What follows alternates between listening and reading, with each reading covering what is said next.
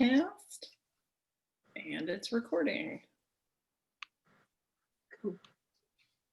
Perfect. So I'll just give people a minute to hop on, and if I have to let people in from the waiting room, I'll figure that out. Looks like you got some people and attendees. Looks like they're already in, so. Cool. Cool. You want to get started? So. And away we go. All right. Well, thank you for joining us tonight. Hopefully there's a lot of people on here who are thinking about doing the makeover for the first time. And if that's the case, hopefully this answers a lot of your burning and maybe more mundane questions. But if it doesn't, we're always here to help. My name's Jen Roytz. I'm the Executive Director of the Retired Racehorse Project. And we've also got Kirsten Green, who is our Operations Director and also kind of manages everything makeover related. We've got Kristen Bentley, who handles all of our communications and social media. She's going to be kind of fielding questions. So if you guys have questions, you can put them in the chat. You can put them on Facebook and she'll draw them in and spew them out to us. And then we've got Raina on here, who is the person that most of you guys will be dealing with when you have questions. If you email info@thrrp.org or tbmakeover.org, she's the one who is usually responding to you. So she can help you navigate just all of the logistics behind going through the application process and then getting in and getting your horse approved and all of that kind of stuff. She's great at answering questions, and I know firsthand that she's very patient. So use her whenever anything comes up. But so I guess with that, let's get into it. And Kirsten, I will kick it over to you. Hi, everybody. We are really excited. As most of you know, at this point, we did have to postpone our 2020 event. So we're running a double makeover next year with classes for 2020 and 2021, which we're affectionately calling the Mega Makeover.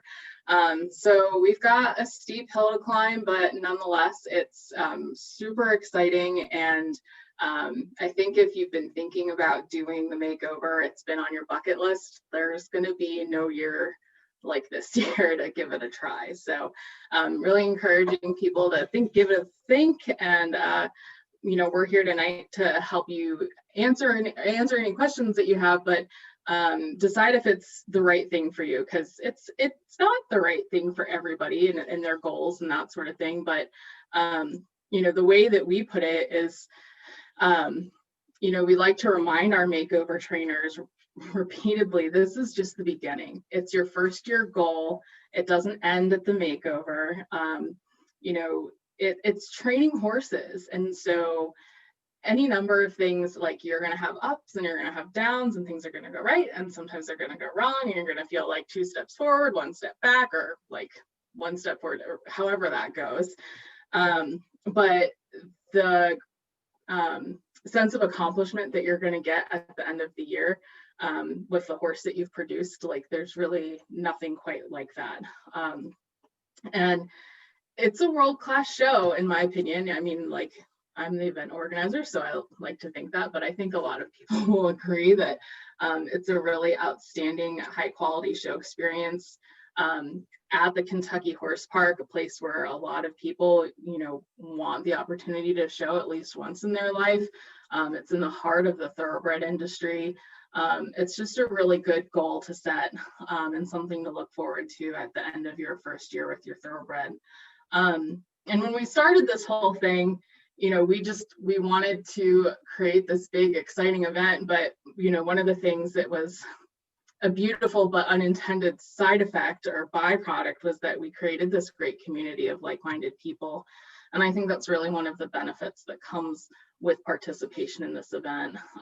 Our trainer group that has accumulated, you know, I think we've got like 1,600 people that have participated in this event since it moved to Kentucky.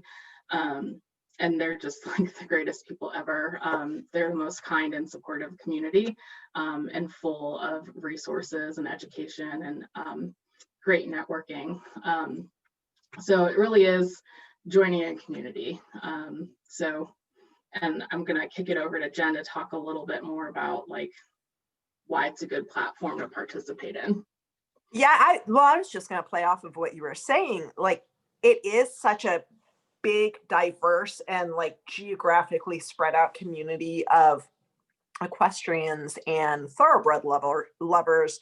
And so you can really position yourself within that community. Like, if you're wanting to dip your toe into training, or you are a trainer and you're an up and coming trainer, this is a great way to give yourself a platform and showcase your talents. You can do that amongst this aftercare community and make a lot of really meaningful professional connections.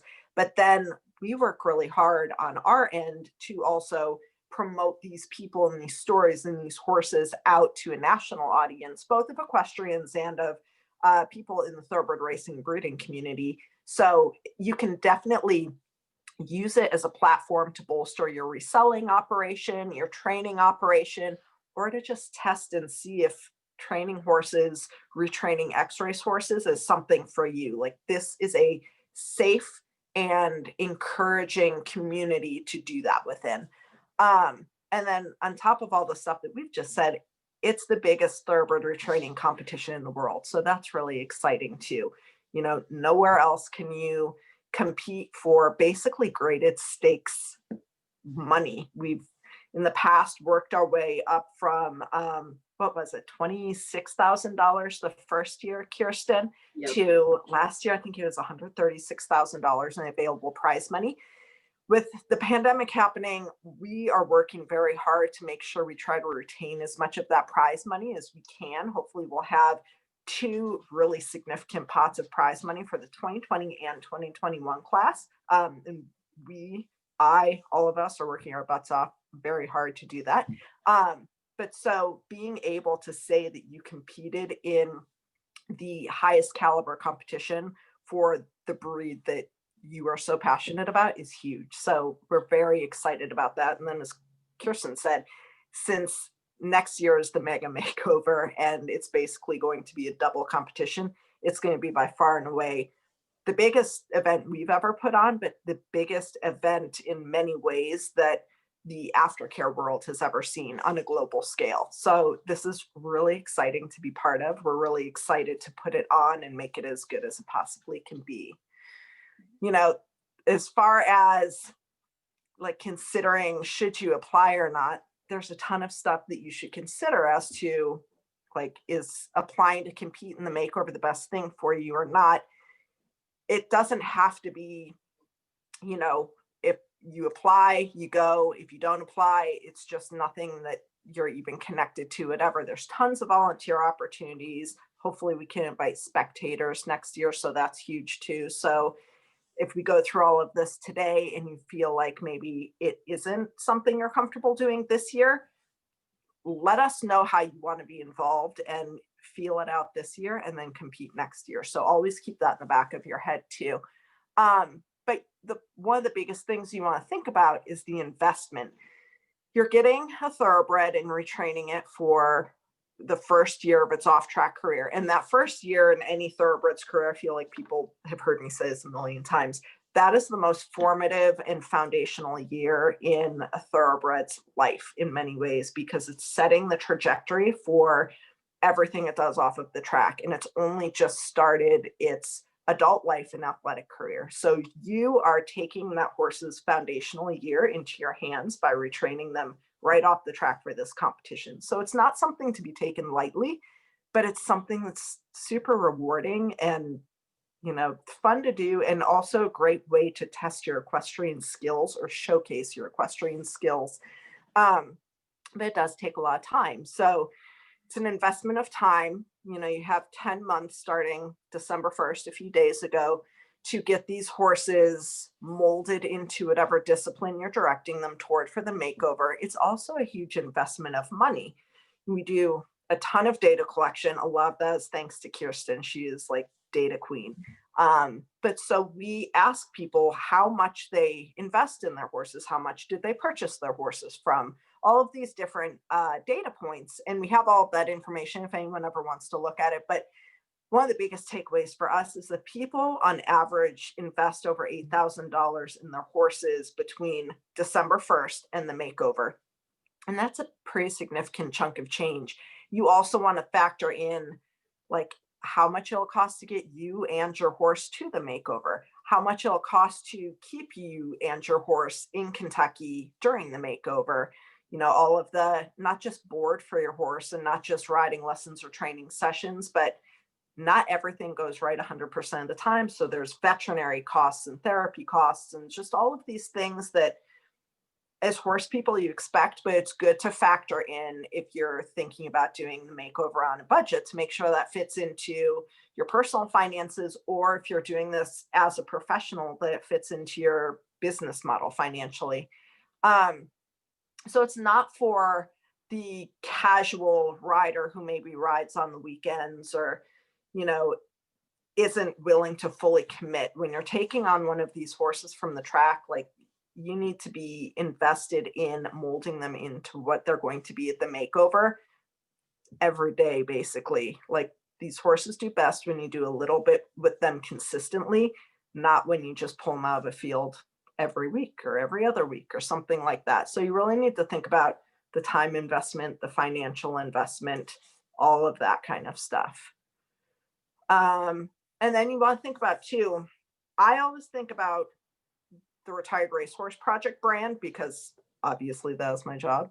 But then I also think about, my background is marketing. So I am very cognizant of people's personal brands. And if you have a business and you're doing this as part of your business model, training horses and trying to get yourself out there and your talents out there, this is a great way to brand yourself with that.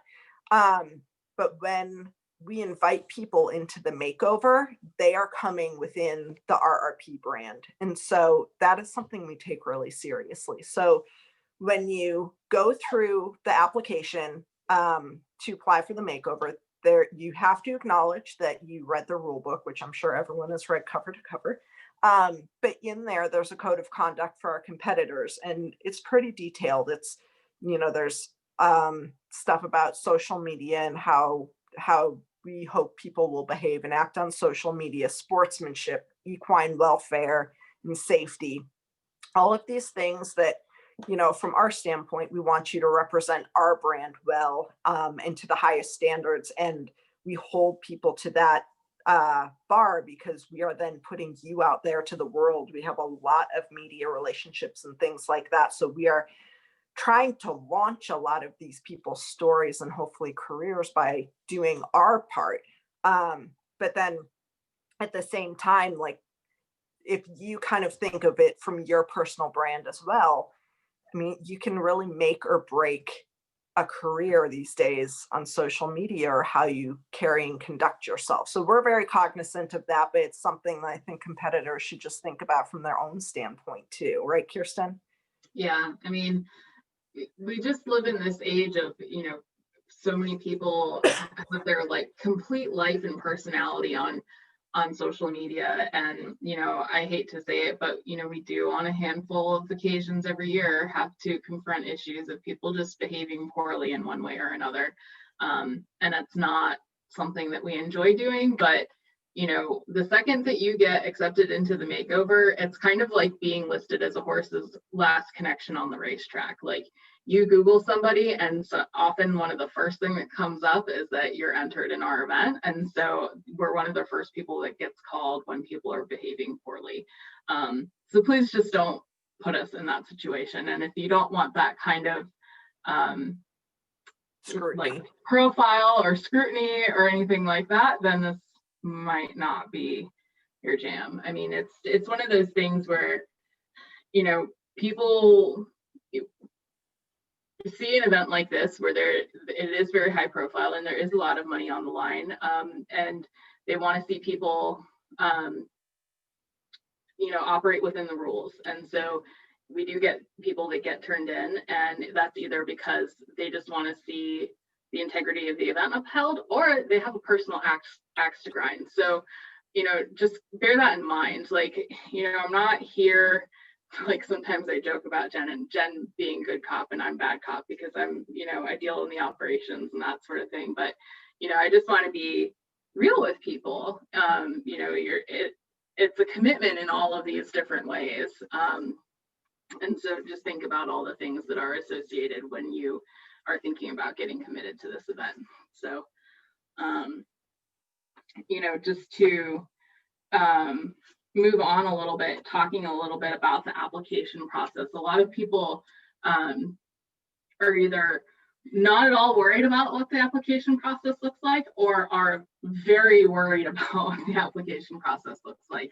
And to put it in like the most simplified terms, you know, we're not necessarily looking like for the medal winning equitation round or anything like that. Like the minimum bar is that based on the information that's provided to the application committee, do we feel that you will safely and competently introduce a recently retired racehorse to your new discipline effectively, and will you be safe at the makeover? You know, this is an event that's got several hundred, you know, relatively green horses, like in a very electric atmosphere, and it does a complete disservice to those horses and what we're trying to do for them when they come to the horse park with riders that are just not equipped to handle a horse in a situation like that. So that's the biggest thing that we're looking at.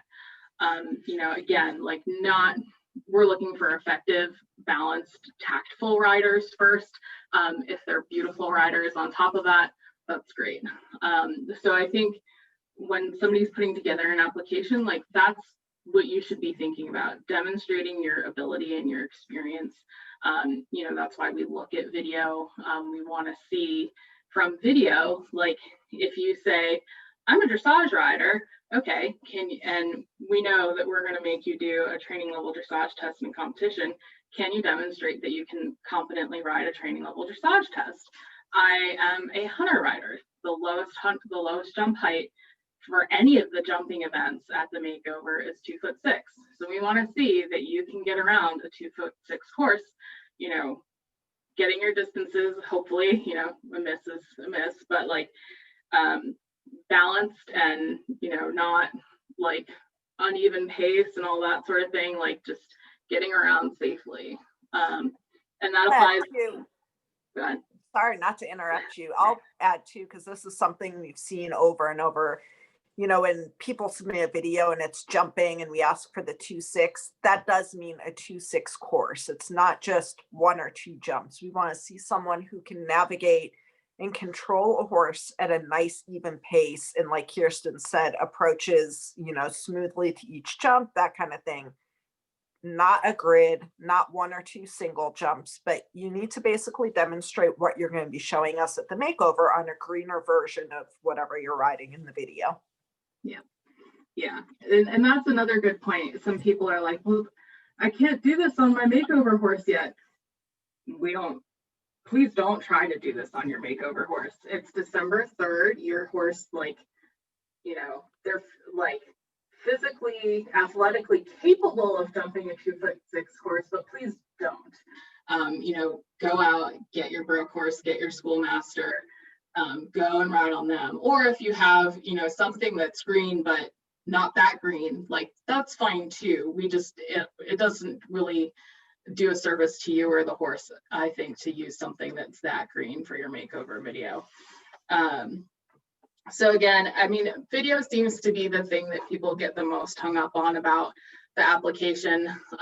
You know, just do your best. You don't have to produce the heck out of it. Like, please spare us the voiceover and the music and the slides and the sparkles and that sort of thing. I can't make a determination of whether or not you can ride if you're out in the middle of a field of buttercups in your prom dress, bareback on your horse. It's sweet, but that doesn't tell me much about you. So just stick to, you know, even if it's like grabbing a kid in a barn aisle and say, you take your iPhone, come outside with me for 10 minutes and videoing me ride, that's like, that'll do it. Not too short, not too long, show us the things we need to see and call it a day. Kristen's raising her hand.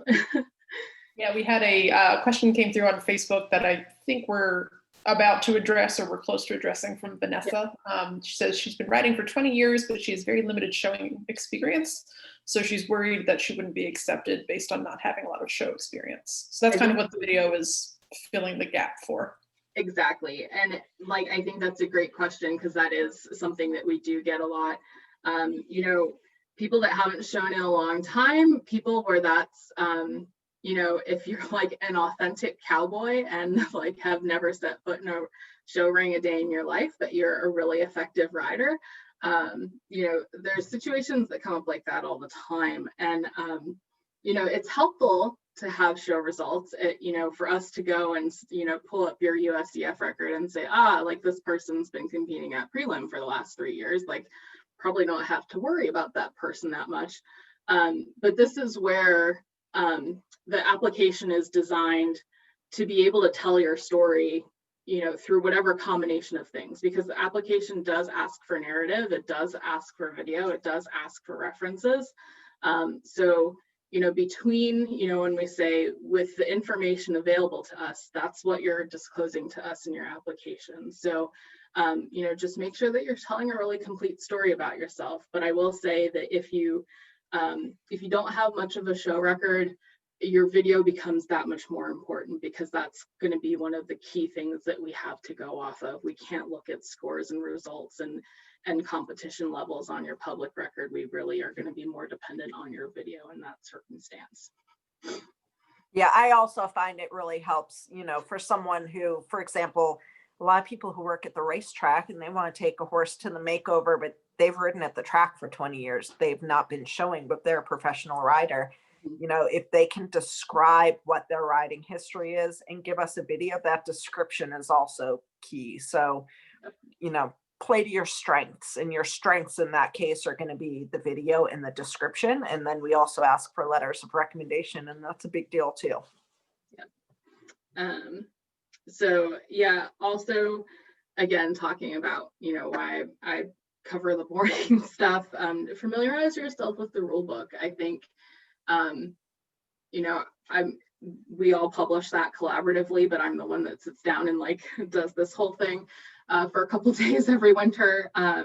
You know, so it is a little bit of my baby, but, you know, and I'm not asking people to read it just for my own gratification. Like, that's knowing what you're getting into, right? It's going and reading the policies. Like, we try really hard to make sure that everything that we possibly can is disclosed in that rule book, so that there are no surprises for anybody.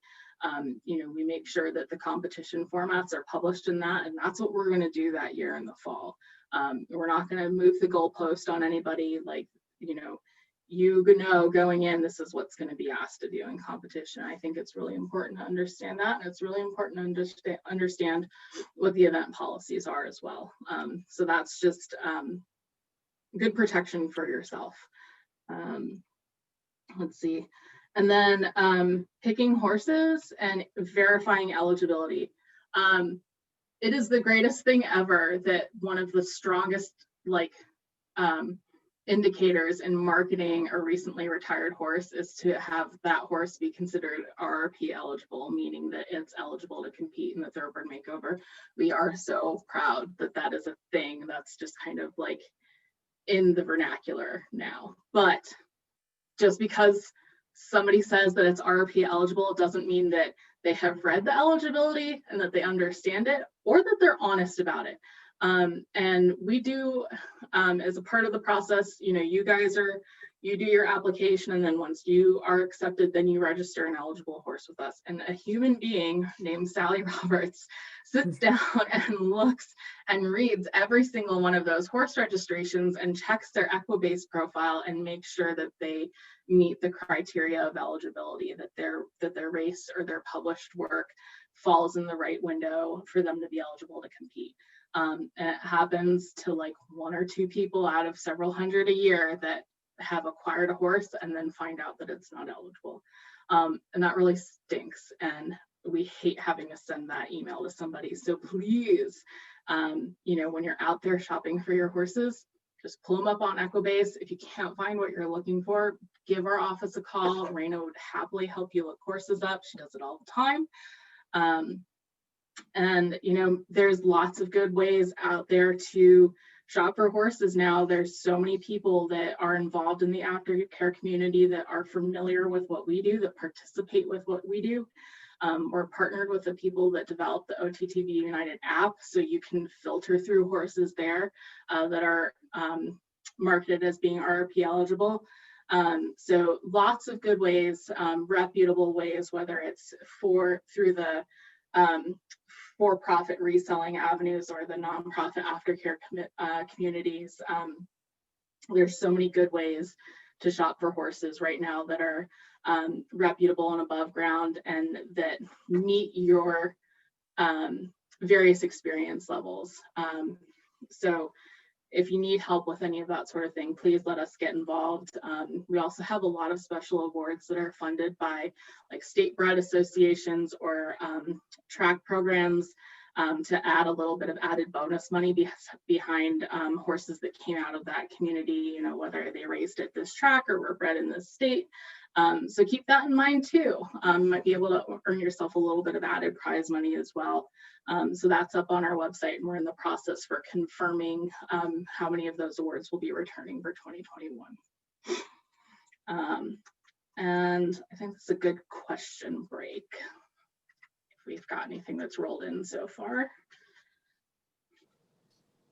There's been some interesting comments coming in, not new questions, but Megan comments that she usually catch rides field hunters and doesn't have anything broke to ride for a video. So she's gonna have to be borrowing a horse from someone.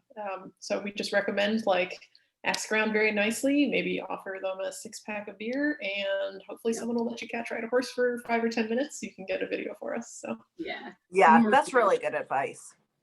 Yeah. Bring something nice out of the RRP store. Everybody loves that. Yeah.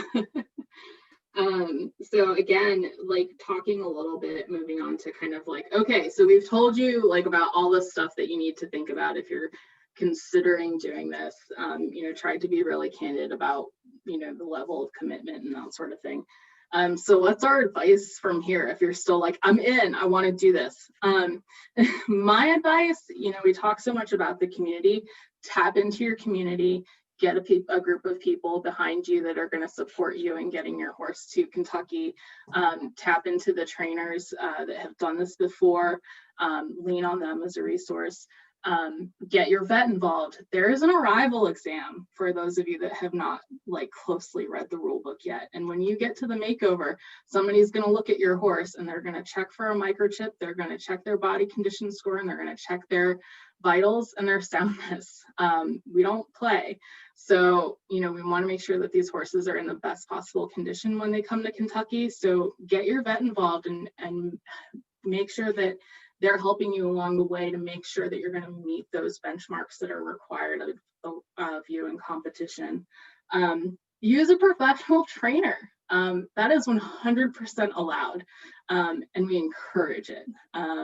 You can send your horse out to be trained, you know, 30, 60 days up until July 31st of the competition year. So July 31st, 2021. And this applies to both competition years this year. The 2021 horses, we're assuming, probably had some kind of disruption in their training last year. So we're giving the benefit of added time. So after July 31st, you have to be the primary person riding your horse, but that means like you could have let that horse be used in a lesson by somebody else. You can still go out and have your instructor hop on them once a week, as long as you're riding them 5 days a week or whatever. We want people to get help. Not in this alone. It's not something that you have to like muddle through completely independently. I would also add to, if you are in the position of wanting help but you don't know where to get it, contact us, reach out to Raina or any of us. But we can try to connect you with RRP veterans in your area, people who are either just very well versed with thoroughbreds or people who have been through the makeover process and are professional trainers. So if you don't have someone in your circle that has that professional experience with thoroughbreds, we can help you find someone. And Jen can talk about this a little bit too. I mean, you have to let your horse dictate the pace. And some horses, they come right off the track and they just want to keep working. Some horses are going to need time. Some of them are going to get going and then they're going to need time. Jen's been more intimately involved in that sort of thing than I have personally, so I'll let her speak to that. Yeah, I think you said it perfectly. Every horse, just like all of us, every horse is an individual. So you'll see if you become part of the RRP trainers group on Facebook, which I highly encourage you to do because it's such a good resource, and just, you know, you can commiserate, collaborate, all that kind of stuff on there. But don't get sucked into that trap of thinking like, oh, so-and-so's horse is already jumping. So-and-so's horse is already running barrels. They're already doing this, that, or the other with their horse.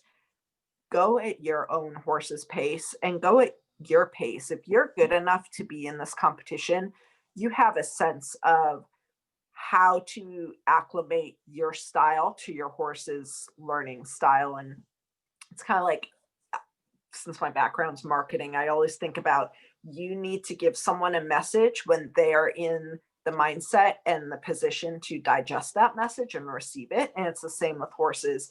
Not every horse learns at the same pace. So don't think that you are on this fixed timeline of they have to be doing this by this date, this by this date. That horse already has his lead change. Why doesn't mine? I need to hurry up. Do it at your own pace and ask questions. And it kind of goes back to that idea that Kirsten mentioned when we kicked the whole meeting off this evening. This isn't a competition for every person and every horse. And so you might get into your training of your horse, and as the competition draws near, you're not feeling confident, you feel like your horse isn't ready. That's okay. This competition is very cool, but it's not the right, it's not the only goal for any horse. It's, like she said, a first year goal for a thoroughbred, but it's not the right first year goal for every single horse. Some of them need more time mentally, more time physically. You might need more time physically, mentally, like life happens and we get that. So just make sure that you don't get sucked into pushing your horse past where you would normally be pushing them, sans makeover. So really keep that in mind. And then speaking of marketing, which I mentioned a little bit before, the makeover is a great way to market yourself and your horse. We encourage people as they're training their horse to the makeover, market your journey. We'll do a webinar. Kristen and I try to do a webinar that's kind of geared toward this more. So we'll answer questions and give a ton of tips in that webinar. But think of this as a way to either cultivate or create your personal brand as an equestrian and as a trainer. You can showcase that journey with your horse, and it really helps to draw more people into the off-track thoroughbred world. The more you put it out there, the more touch points people have, positive touch points with what horses do after racing and how easily they transition to new things and how versatile they are. And that doesn't mean that you need to sugarcoat things and only show the best stuff. You know, you want to be mindful of what you show and how you show it. But I think it's really good for you to showcase that whole journey that you take your horse on in the lead up to the Thoroughbred Makeover. And Kristen and I try really hard to seek out opportunities with different publications, different websites to showcase what you guys are putting out there. So that's another thing to keep in mind. We'll be looking for people to blog for different websites or different publications to showcase a pictorial or a video montage of like things that you're doing to lead up to the makeover. Some racetracks are starting to get on board with wanting to showcase what graduates of their tracks are doing because they need to fill time between races on their jumbotrons and big screens. So there's more and more opportunities for us to showcase what you guys are doing. So think about that as you are doing what you're doing, because we might be pulling pictures and pulling stories and pulling content. We'd love to showcase you guys. And then that also helps us fulfill our mission. At the end of the day, the Retired Racehorse Project is a nonprofit organization. And in a nutshell, the reason we exist is to increase demand for thoroughbreds after racing. And so we do that through the makeover. We do that through the clinics we put on throughout the country, whether it's picking prospects or the master class or any of that. We put out our magazine. We put out a lot of educational content, but basically we want to help more equestrians not only realize how versatile and fun thoroughbreds are in the show ring and in the recreational riding arenas and on the trails and things like that, but we want to empower them with the skills to be successful with them. And so that's something that we lean on our makeover trainers, to do as well, to help us showcase the versatility and trainability of these horses. So the more we can help you and empower you to do that, the better. So please lean on us if you have ideas, if you have questions, if there's things that we can do that help you tell your story, we're happy to. So I'm going to get into the kind of like admin side of this, but if we have any questions before I jump on to screen share, go for it. Have anything in Q&A? Nothing down here. Okay. All right. Let's see. Share screen. I might have to make you the host again to do that. No, I think I got it. Oh, Because you did. Just kidding. Was smart enough. Does everybody see my screen though? Makeover. We see your screen thinking about sharing. Resume share. How about now? Yes. All right. So makeover website, we have a makeover website and we have an organizational website because there's too much makeover stuff to fit under our regular website. So this is where all the makeover related stuff lives. So just to give you guys, a quick overview of how this whole thing runs, there's, because it's not just a horse show, it's something that is designed to fulfill a charitable mission. There's more paperwork and like processes involved, and I'm sorry, but I'm also not sorry, because that's like how we gather data and how we measure like the efficacy of our work and that sort of thing. So bear with us, we're not trying to be difficult. We do just need to gather information and understand like the demographics of who's participating and that sort of thing. So the way that it works and the period that we're in right now is the application period. And so that is on the trainer. We are in the process of accepting applications for trainers or team captains who want to bring a team to the makeover. And we do that until January 15th. So that's the period that we're in right now. What you need to complete an application is obviously, the application includes basic contact information. We talked about your showing record, narrative, references. You need a vet reference. So you need to go to your vet that you work with the most and say, hey, can you write like a quick letter that just says that I'm competent and capable and have the resources to care for a thoroughbred in transition. We talked about video. This year we have a participation agreement, which encompasses just the general event waiver. It's an acknowledgement of policies, and it's also a COVID waiver. So we're capturing that up front and doing it, digitally through this process, just so that, heaven forbid, if we're still dealing with it next fall, that's one less like contact-based process that we're having to deal with at the event. So I just want to point out, like here on the website itself, we have the about section, which explains just kind of generally about the makeover, but we also put together this want to apply page, which is also kind of the basis for this webinar that we're having right now. Like, is this for me? What's involved? But we're linking up a bunch of resources here as well. So we've got a link to the rule book on this page. We're going to post this webinar here when it's over. We've got all of the finale videos from 2019, so you can see what like the best of the best looks like. And then the ready to apply section. So we actually have an application guide that shows you how to get to where the application is located and what we're looking for in each section. We're going to upload a sample video, which is just like kind of a do's and don'ts, like, yes, please do this. No, like, please do not do that. And then a sample vet letter.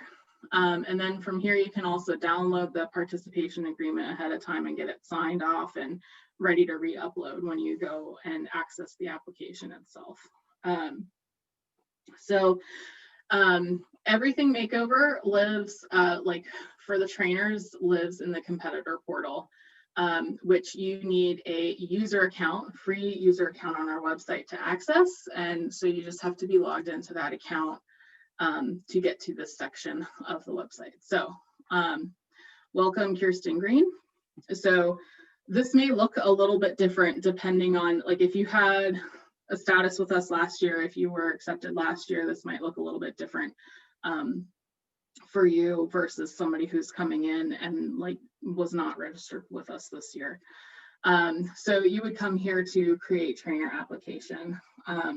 If you are a trainer or team that was accepted for 2020 and you need to add horses to 2021, what we did is, if you're in this manage applications section, you should have a basically vacant application sitting there that says 2021. And then if you go over under this drop down, it'll say add horses. So if you were in 2020, you're still active and you need to add 2021 horses, that is your process. So you go in, you do that, you pay your fees, and then you'll get notified on February 15th with everybody else what your status is of those horses. So you come in here to create trainer application. So you can see it's just your basic contact information. You do have to start out by saying, is this a team application or a regular individual application? This contact information is pulled in from your user account that you created. So if there is anything that needs to change, like my old address is in here, you need to change that before you submit your application. Or if you don't change it, then you need to email Raina and ask her very nicely to change it for you once it's been submitted. So you come down here, date of birth. If you're a junior, it's going to ask you for parental contact information. Parents, please put your child's information in the application fields and then put your information in the parental contact fields. We have that happen sometimes where like they just put the parents' information and then we start reading the narrative and we're like, this doesn't sound like the 13-year-old listed in the narrative. So please just make sure. Juniors are any person that is going to turn 18 in the competition year or less. So if you're turning 18 in 2021 or you are younger than that, you're a junior. If you're turning 19 or older in 2021, you're an amateur or professional, depending on your activities. We use the USCF definition of amateur and professional and broken down into the simplest forms. If you are compensated in any way, shape, or form for your riding, you are a professional. If you receive reduced board, if you receive product, if you're an exercise rider, it doesn't matter if your sport is governed by USCF. If you're compensated for your riding, you're a professional. That's the easiest way to look at it. We get that sometimes with people who are racetrack exercise riders and they're like, but I don't show, and it's like, but you're compensated for your riding. So that's how we sort that out. Sorry, I'm doing two monitors here, so I'm trying to find my cursor.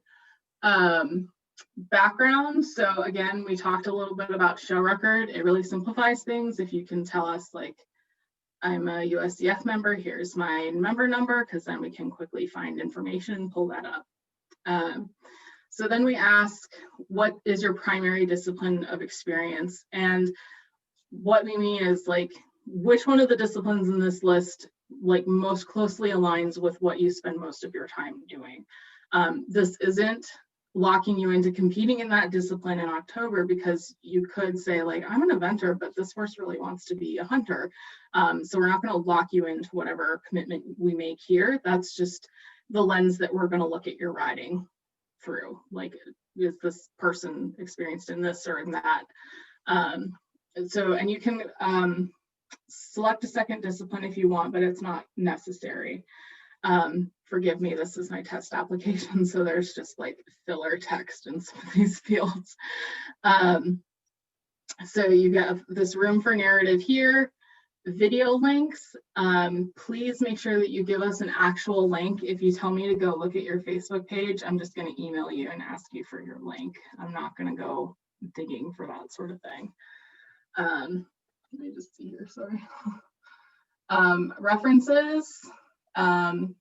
Again, if you could just tell us who your reference is, what your relationship is to them, and their contact information. And then you keep coming down here. So you can upload your vet recommendation and your participation agreement. And then you need to select how many horses you're entering, and then go ahead and hit submit.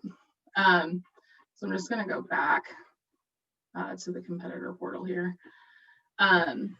So you do not have to submit your, one second, Kristen. You don't have to submit your vet recommendation or your participation agreement like the second that you hit submit, but you do have to get it into us by that January 15th deadline. And you can actually come back to this manage applications section, and this upload documents section here, you can go back and upload your participation agreement and upload your vet letters. Also, if you have balance due, there will be a pay fees button in this section as well. So again, like if you just want to get your application in and you need to get finances in order, you can come back after the fact and pay those. But please don't make us chase you for your entry fees, because if you don't have them in on January 15th, we're just going to withdraw your application. So that's, again, the period that we're in right now. And I'm going to pause for a second and answer Kristen's question. Yeah, so we know for sure that you can come back and add your documents later and you can pay later. Will the application save what you put in so you can come back and make changes later? No. So you need to sit down and do the whole application when you're ready to go. Yep. So just take a look at it now. You know, if you're thinking like, oh, I'm not sure what's on the application, look at it now. You can fill some stuff in, but that won't be there when you go back to fill it in again later. So when you hit submit, that's your final draft. Well, and you can like appeal to Raina and ask her to make edits and additions. But that's part of why we made that want to apply page, because we wanted to give people an idea of what was on there so that you could kind of gather your thoughts and information prior to jumping into the whole process. So there's that application guide that's on that want to apply page, and that's a really good thing to look at before you sit down to complete this whole thing. Another tip I can offer. Go ahead, I'll Jen. just say this real quick, Kristen. So I do a ton of these grant applications since we are a nonprofit, and a lot of the applications are like this. You cannot go back after you've submitted, or like come and go as you please and save your changes.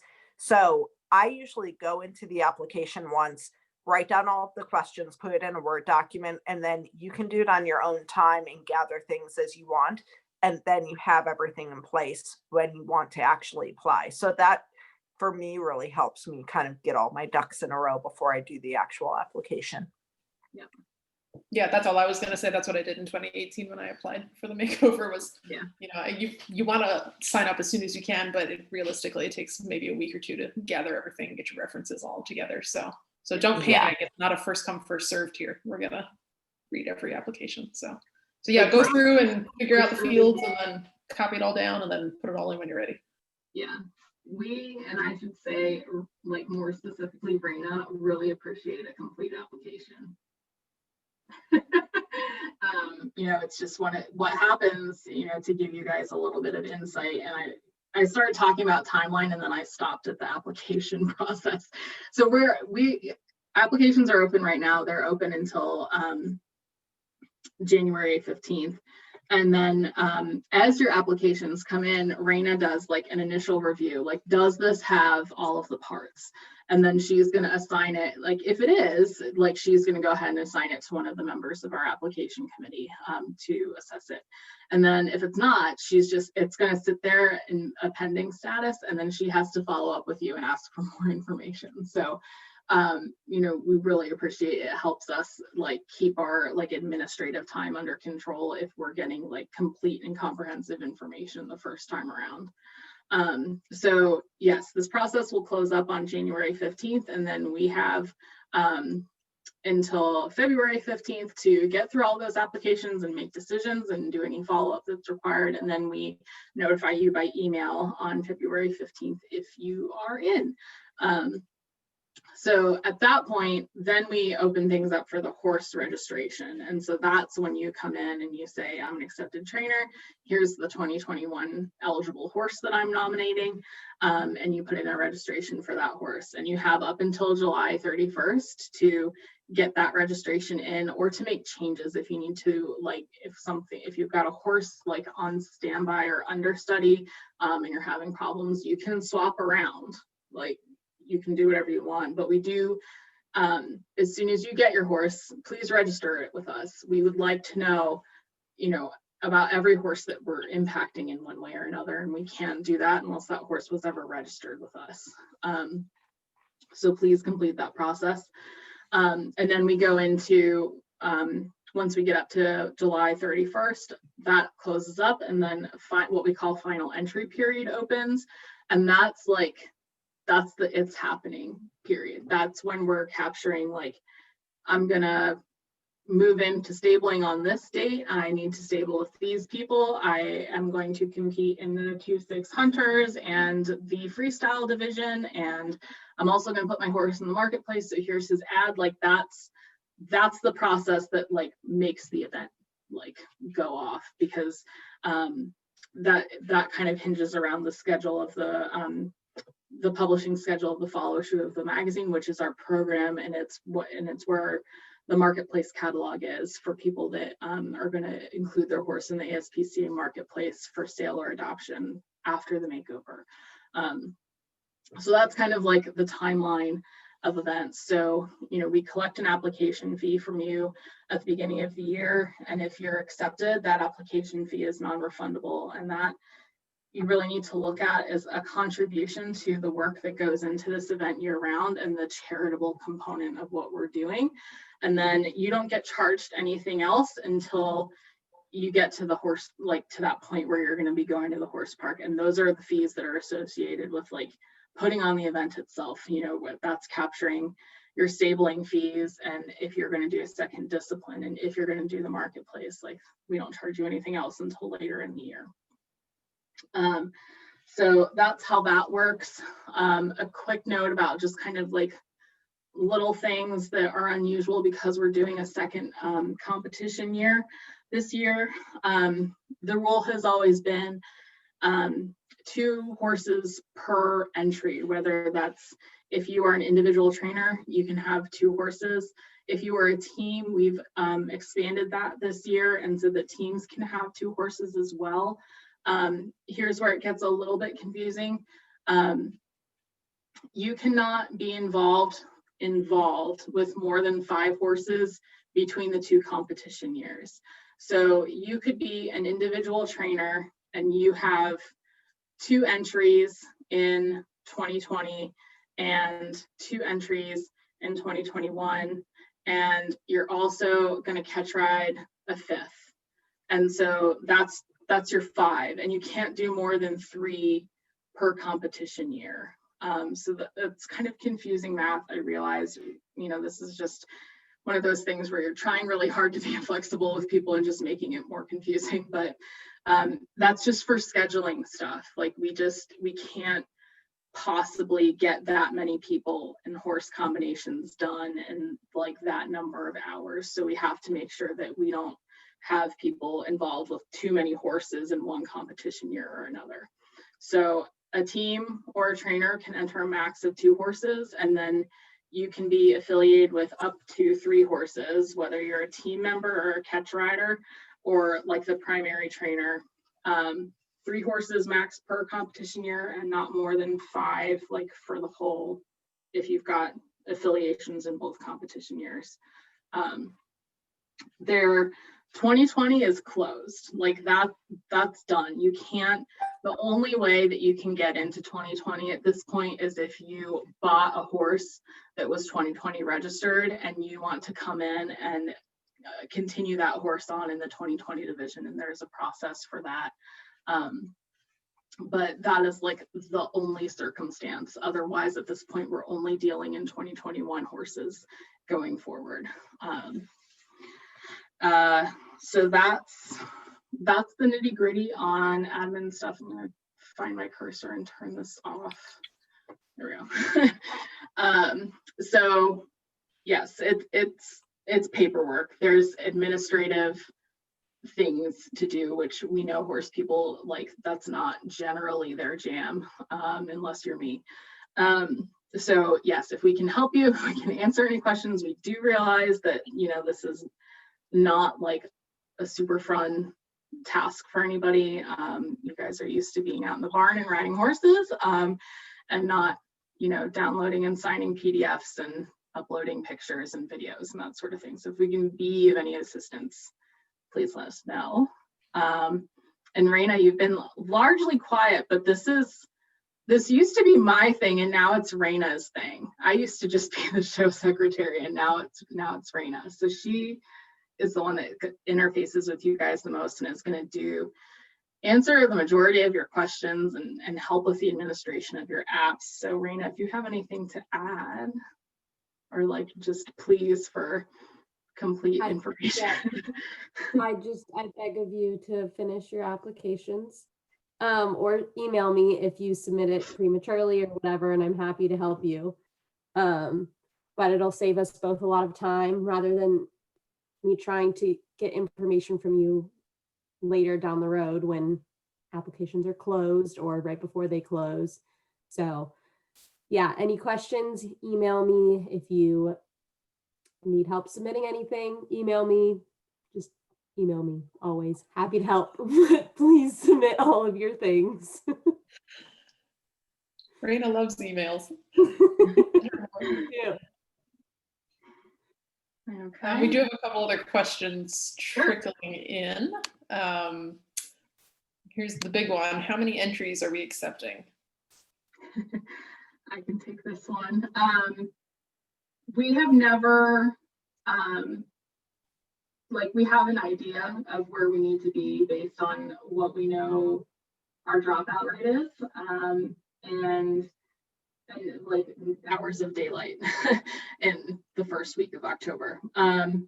What's complicating that this year is the number of horses that we know are still active for 2020. So, and we went to the horse park and we added more competition days, but you know, there's only so many more days that we can add. I anticipate that we will have to be more selective this year than we have had to be in years past. I think that there is going to be greater demand on application or entry spaces this year, partially because, you know, we can't accept like 2 full makeover years. Like in the past, we've accepted the equivalent of like 700 or close to 800 horses sometimes, because we know that there is a sizable dropout rate, and that we can, you know, count on maybe 400 horses or so at the park. So we're just kind of waiting to see what we get, and we're going to have to probably be fairly decisive, and tighten things up a little bit more than we would normally.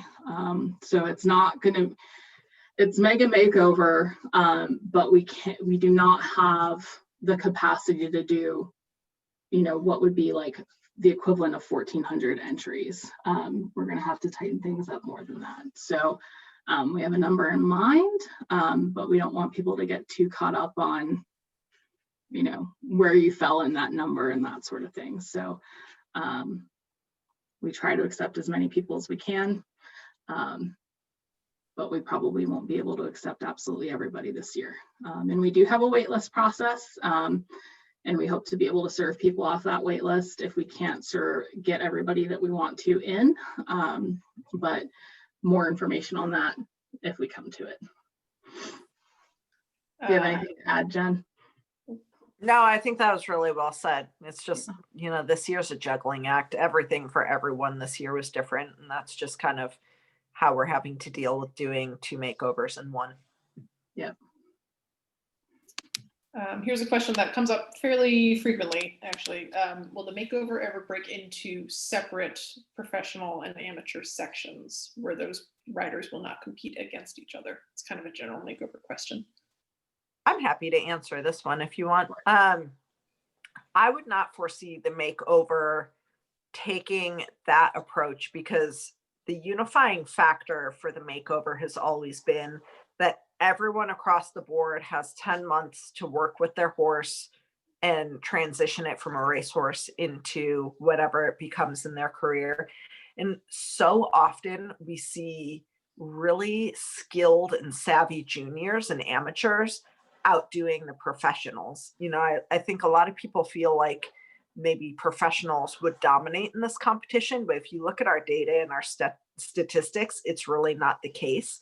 You know, like we've had juniors win their disciplines, we've had amateurs win their disciplines, and those aren't outliers. So I would say the competition is a retraining competition. It's not necessarily a competition of which rider is better than the other. And a lot of times, you know, there's young, savvy trainers who really have a knack for thoroughbreds, or people who, you know, aren't a professional by the standards that we and USEF and everyone in the equestrian world dictates that they are professionals. And they do really, really well, and they have a knack for training thoroughbreds. So we focus more on it being a training competition, not a horse show where you would separate out divisions in that way. Kirsten, do you guys have anything to add to that? Yeah, I mean, I would just piggyback in that, you know, we do get that question, and we have gone back and actually done an analysis of our data, and our juniors are super competitive, and we've had a junior win the whole thing, and we've had juniors win divisions like many times, entire divisions. You know, juniors are often a little bit more fearless, we've noticed. They're bolder, sometimes they're more tactful. You know, this isn't like a, you know, anybody, one person or another is more talented competition. And, you know, we do try to do a little bit of bonus recognition for the amateurs and for the juniors. You know, we do have additional prize money available for juniors and amateurs. We do have additional ribbons available for juniors and amateurs. But, you know, we really find that the competition is pretty easy. And, you know, like we were talking a little bit a couple minutes ago, the definition of professional is just that somebody somewhere decided to give you something for your riding. It's not a measure of talent necessarily. So just keep that in mind. And it also goes back to kind of just listening to your horse. And, you know, we like to say, stay in your lane a lot. Just don't worry about it. Do what you can do to do the best by your horse, and then just enjoy the process. You know, I also like to remind people, like, yes, it's the most lucrative competition of this nature, and we'd all like to take home a little bit of that pot, but that's not like the primary function of this competition. So I wouldn't get too hung up on that. It's nice to be competitive, but it's not the primary thing at hand here.